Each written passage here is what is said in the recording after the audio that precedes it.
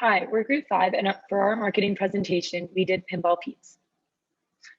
Pinball Pete's is an Ann Arbor arcade site that has been open since the 70s, providing games and entertainment to the likes of college students and families. The spot is filled with attractions such as video games, pool tables, skee ball, air hockey, and of course, pinball machines. Pinball Pete's is one of the main scenes for entertainment and fun in Ann Arbor and has continued to provide enjoyment for many decades. Pinball Pete's has another location in East Lansing, but for the purposes of this presentation, we decided to focus solely on the Ann Arbor location. I'm going to talk about Pinball Pete's business objectives. Pinball Pete's business objectives are wrapped into three core competencies. Firstly, Pinball Pete's relies on its unique form of entertainment in the form of retro games. This is very different from other competition in the area. Secondly, the ambiance brings up memories for many people who either grew up in the area, attended the university, or simply played these games as children. Finally, pinball machines are very expensive to buy and maintain, and the fact that Pinball Pete's has numerous of these is a key core competency and point of difference that sets Pinball Pete's apart from its competitors. For the marketing objectives, Pinball Pete's focuses primarily on customer retention to keep its current customers intrigued and engaged with the company. After speaking with the owner, we found that there is no active advertising techniques to attract new customers. Instead, Pinball Pete's relies on word of mouth to acquire new customers. The only form of acquisition here is the reliance on their loyalists to send their friends and family to Pinball Pete's or to the Facebook page to check it out. Active advertising outside of their Facebook page is not currently done by Pinball Pete. Pinball Pete's currently employs a primarily stimulate demand strategy to get more out of its current loyal customers. These customers are intrigued by the ambiance of the arcade, and many loyalists attended U of M or have a passion for pinball, so this place brings up a lot of memories for them. Our survey found that 8% of students surveyed have visited the Facebook page. This is evidence that they do not try very hard to acquire students as new customers, and they usually just stick to their fan base. It is most likely that only the enthusiast will pay attention to the marketing material that is actually put out. Furthermore, survey results indicate that Pinball Pete's currently holds a low share of wallet. Thus, we can infer that Pinball Pete's primarily uses a stimulant demand strategy to keep its current customers intrigued and enthusiastic about the brand. Now we will talk about segmentation, targeting, and positioning. Pinball Pete's customers can be segmented into 4 different groups. One being the U of M students looking for entertainment, Ann Arbor families coming with their children, large groups, which could include student organization or colleagues, and diehard fans of pinball and arcades. In terms of targeting, although Pinball Pete's does not appear to employ traditional advertising channels, such as commercials or flyers, it relies on flashy ornamentations at the storefront that show what attractions the venue has to offer to different types of customers. Another way they target their customers is by holding private parties where groups can rent the entire venue. Not only do those boost sales, but also they increase word of mouth, which, as we said earlier, is the primary form of acquisition marketing. Finally, Pinball Pete's targets its most high-spending demographic, pinball fanatics, by using its Facebook page to announce pinball championship tournaments and other special events. As for positioning, Pinball Pete's is currently positioned in the market as an old-school arcade that attracts fans of that particular era. It also desires to stay relevant with younger new generation customers seeking to have more enjoyable in real life entertainment experience that can serve as a better alternative to online entertainment. However, Pinball Pete's needs to improve its positioning in the market by working towards being perceived as an entertainment venue for people of all ages and interests, not just arcade fanatics. And the 5-box positioning statement illustrates the way Pinball Pete's can do just that.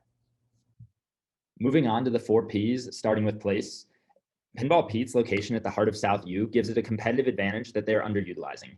It's free to enter Pinball Pete's, but you must pay to buy tokens for the games. And according to a survey we conducted with students and Ann Arbor community members, about 26.8% of people spend around $5 to $10 during an average visit to Pinball Pete's. In terms of product, Pinball Pete's is constantly changing up their arsenal of games, but their products range from old arcade games like Pac-Man to ticket-based games to claw machines, and obviously the star of the show, their pinball machines. And when it comes to promotion, Pinball Pete's uses their social media to promote their brand, but has recently relied very heavily on word-of-mouth advertising. They're active on their Facebook page, but they rarely post, and they don't really reach out to a lot of new customers. It's kind of the 100 followers that they have. On Instagram, they have 99 followers, which is less than they had 2 days ago when I checked.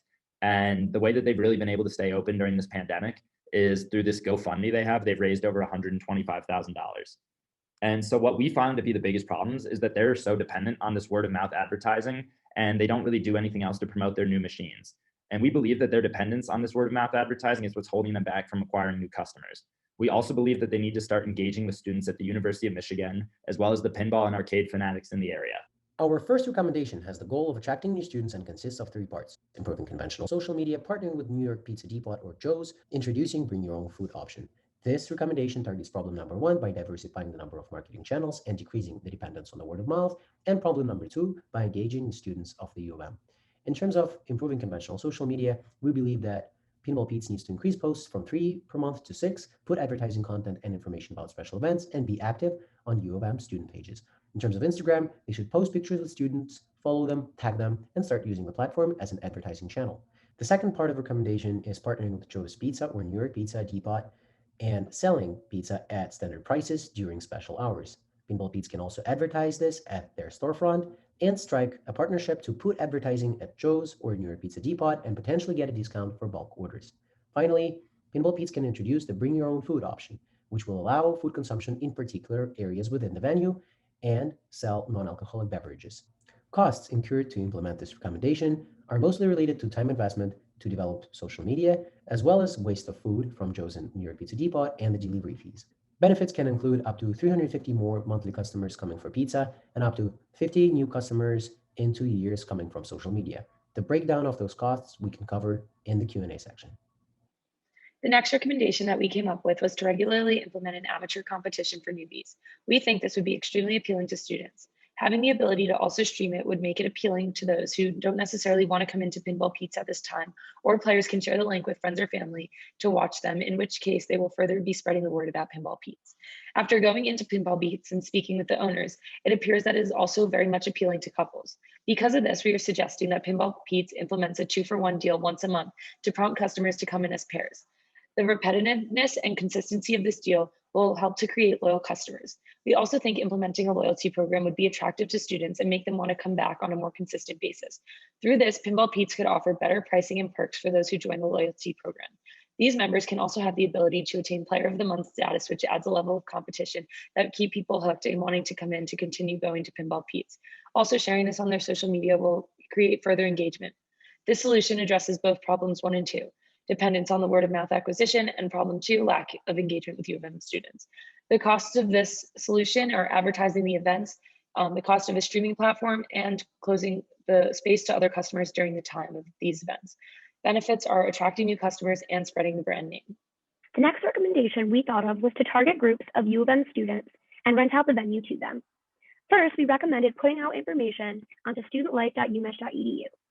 This would reach students who are looking for ways to be involved and have fun on campus, especially during COVID when there are scarce opportunities to do so. Secondly, we suggest to target and engage with clubs connected to gaming, offer them group discounts, and possibly hold gaming competitions between these groups.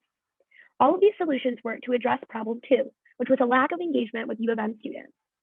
As for the cost, there would undoubtedly be costs associated with reaching out to these groups through new marketing strategies and offering these group discounts. However, offering them would attract a larger amount of customers who come at one time, and likely they would share their experience with others and attract even more groups. Thus, they can take advantage of the word-of-mouth strategy that has worked for them previously.